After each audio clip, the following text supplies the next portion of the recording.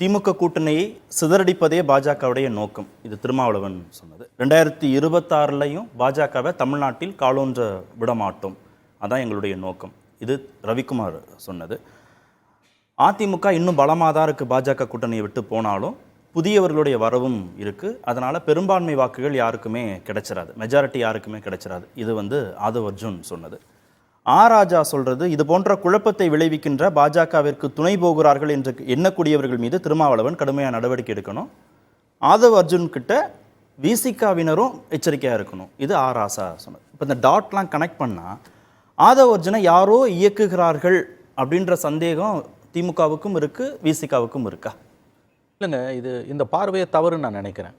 யாரெல்லாம் திமுகவை விமர்சனம் பண்ணுறாங்களோ, கட்சின்ற முறையில் திமுகவையும் அந்த அரசையும் விமர்சனம் பண்ணுறாங்களோ, அவங்களை எல்லாரையும் பிஜேபி இயக்குது, சங்கிகள் என்று சொல்வது ரொம்ப தவறான ஒரு பார்வை. நீங்கள் எப்பொருள் யார் யார் வாய் கேட்பனும் அப்பொருள் மெய்ப்பொருள் காண்பது அறிவு, அப்படி தான் இதை பார்க்கணும். என்ன சொன்னாங்கன்னு நீங்கள் பாருங்கள். அதுவும் அந்த கட்சியில் ஒரு வைஸ் பிரசிடெண்ட்டாக இருக்கார். அவருடைய ஜாதகத்தை பார்த்து, அவருடைய குலம் கோத்திரத்தை பார்த்து இந்த பிரச்சனையை அணுகுவது என்பது தவறுன்னு நான் கேட்குறேன். ஏன்னா அவர் ஒரு பொலிட்டிக்கல் இஷ்யூவை முன்னால் வைக்கிறார். ஒரு கருத்து என்பது இருப்பது, வெளியில் இருப்பது. இவர் சொல்லலைன்னா நாளைக்கு இன்னொருத்தர் சொல்ல போகிறாங்க. இப்போ கூட்டணி ஆட்சியை பற்றி அவர் பேசுகிறார். ஏற்கனவே கார்த்தி சிதம்பரம் அவங்களோட இதில் அவங்க கட்சி கூட்டத்தில் பேசினது, கூட்டணியில் இருக்கக்கூடிய கட்சிகள் கூட்டணியில் எங்களுக்கு பங்கு வேண்டும் கேட்பதில் என்ன தவறு இருக்குது? உண்மையான ஜனநாயகன்றது கூட்டணியில் மட்டும் கிடையாதுங்க, அதிகாரத்திலையும் பங்கு என்பது தான் உண்மையான ஜனநாயகம். நீங்கள் டெல்லியில் கூட்டாட்சி, மாநிலத்தில் சுயாட்சி என்பது எல்லா காலத்துக்குமான கோஷமாக இருக்க முடியாது. ஆகவே இந்த கட்சிகள் இந்த கோரிக்கையை முன்வைப்பதில் எந்த தவறுமே கிடையாது. இதை ஒரு பெரிய பிழையாக கருதி இது அவனை இவன் ஏற்கிறான், இவனை அவன் ஏற்கிறான்றதெல்லாம் என்னை பொறுத்த வரைக்கும் ரொம்ப தவறான பார்வை.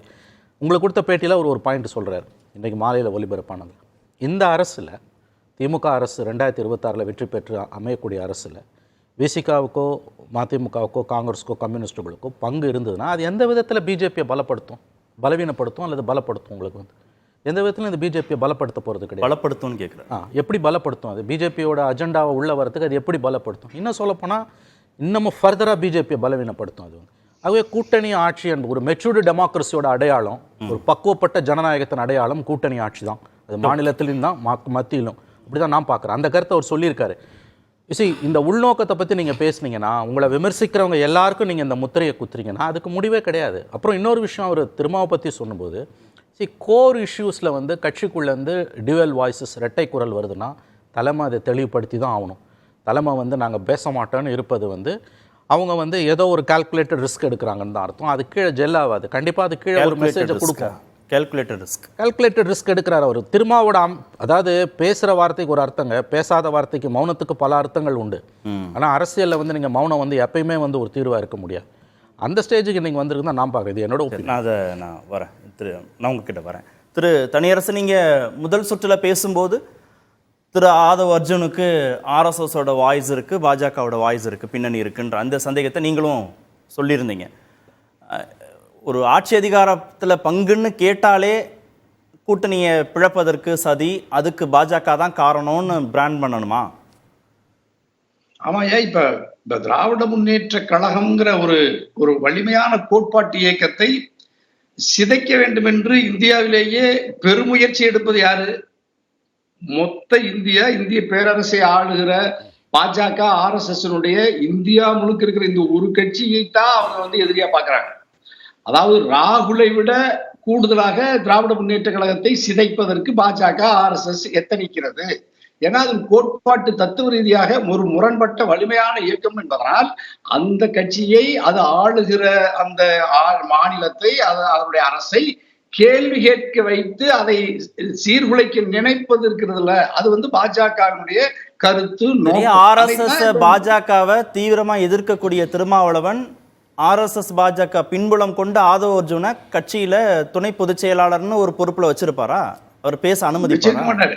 இல்ல விரைவில் வச்சிருக்க மாட்டார். நாளைக்கே இருந்து கூட அது இருக்கும். இப்ப நம்ம ரவிக்குமாரோ வன்னியரசோ அதனுடைய ஒட்டுமொத்த தளபதிகளுமே நீண்ட காலம் விடுதலை சிறுத்தைகளை கட்டி அமைத்து அதை வலிமையாக கொண்டு இன்னைக்கு ஆதவ் அர்ஜுன் பெருமைப்பட பேசுகிற இந்த விசிகாவை உருவாக்கிய சிற்பிகள் இருக்காங்கல்ல, அவங்க சொல்லிட்டாங்க ஆதவ் அர்ஜுனுடைய கருத்து தனின்னு சொல்லிட்டாங்க. அவரு ஒரு முதிர்ச்சியற்றவர்னு சொல்லிட்டாங்க. அதனால திருமாவும் வேற இதுல இருந்து மாற்று கருத்து கொண்டு ஆதவ் அர்ஜுனாவை தொடர்ந்து வச்சிருந்தா திருமாவுக்கே நாளைக்கு அது ஆபத்து தான்.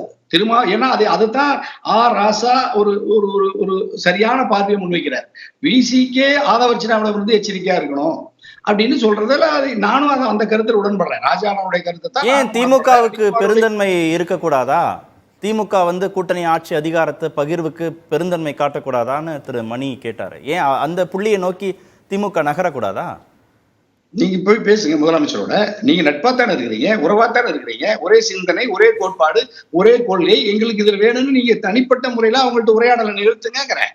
நீங்க ஒரு சாதாரணமா நேத்து கட்சிக்கு வந்த ஒரு தம்பியை வச்சு இவ்வளவு பெரிய கருத்தியலை, இவ்வளவு பெரிய கோட்பாட்டு முரணை, ஆட்சி அதிகாரத்தினுடைய நிர்வாக குறைபாடுகளை பொது வெளியில ஒரு ஆளை வச்சு பேசுனா அது எப்படி சாதாரண விஷயம்? ஒரு அரசை உருவாக்குறது, ஒரு அரசை வீட்டுக்கு அனுப்பித்து விட்டு இன்னொரு அரசை கொண்டு வருவதற்கு எவ்வளவு பாடுபட்டு இருக்கு திராவிட முன்னேற்ற கழகம், இந்த கூட்டணி, இந்த விடுதலை சிறுத்தைகள். இதுல இருந்து நீங்க ஆதவர்ச்சனுக்கு என்ன பங்கு இருக்கு? ஒரு குளிர்சாதன ஆலையிலிருந்து திட்டங்களை வகுத்து களத்துல நிறுத்தி அவர் அந்த திட்டம் வெற்றி பெற்றதுனாலேயே இவர் ஒரு ஹீரோ மாதிரி பாக்குறாங்க. அதைத்தான் பிரசாந்த் கிஷோர் செய்யறாரு, ஆதவர்ச்சனையும் பாக்குறேன். ரெண்டு பேரும் ஒரே மாதிரி தான் இருக்காங்க, உருவம் தான் வேறுபாடா இருக்கு. ஆகவே ஆதவர்ச்சனாவை கட்டுப்படுத்த வேண்டிய பொறுப்பு திமுக மொத்த கூட்டணிக்கே இருக்கு, இந்திய கூட்டணிக்கே இருக்கு. ஏன்னா ஆதவர்ச்சனா ஒரு ஒரு சந்தேக நபர். அவரை அதை கட்டுப்படுத்தணும். திரும்ப நாளைக்கு இருந்து எனக்கு தெரியும் ஆதவர்ச்சனா கட்டாயமா நாளைக்கு இருந்து இப்ப எந்த சிறுத்தைகள் தளத்திலிருந்து அவருடைய பேட்டி எதுவும் வராது. இந்த கருத்தை தொடர்ந்து அவர் வலியுறுத்த முடியாது. அது கட்டுப்படுத்துறத திமுக இருக்கு. அதே மாதிரி எங்க பீர் முகமது சொன்னாங்கல்ல, அதாவது பாஜக 2016 இருந்து 11 வரைக்கும் திராவிட முன்னேற்ற கழக அரசோடு வலிமையாக இருந்து எதிர்த்ததுன்னு. கடைசியில் என்ன ஆச்சுது? 2011 பாட்டாளி மக்கள் கட்சி திராவிட முன்னேற்ற கழகத்தினுடைய அரசு தோத்து போச்சு. அதாவது திமுக அரசு பாட்டாளி மக்கள் கட்சி கூட்டணி தோற்று போய் எதிர்கட்சியா கூட வர முடியல. அந்த நிலைமைக்கு தான் ஆதவர்ச்சு விடுதலை சிறுத்தைகளை இப்படி ஒரு முரண்பாடு உருவாக்கி திமுக கூட்டணியில குழப்பத்தை உருவாக்குனா நாளைக்கு 2026 திமுக எப்படி ஆட்சிக்கு வர முடியும்? அதே மாதிரி ஐயா ஒன்னொன்னு வேற வருங்க. இப்ப இந்த ஆட்சியுமே, அதாவது அதிமுக திமுக இரண்டுமே அறுதி பெரும்பான்மையோட வர முடியாதுங்கிற கருத்தையும் ஆதரவு வைக்கிறது இதனுடைய வெளிப்பாடு. அப்ப இரண்டு திராவிட கட்சிகள் சீர்குலைந்து பல்வேறு கட்சிகளால் ஒரு கூட்டணி அரசு, பலவீனமான ஒரு அரசு இருக்கணும் தமிழ்நாட்டிலேன்னு பாஜக விரும்புறதுதான் ஆதவர்ச்சனும் விரும்புறாரு. நிகழ்ச்சியின் இப்பகுதியை இணைந்து வழங்குவோர் V-Guard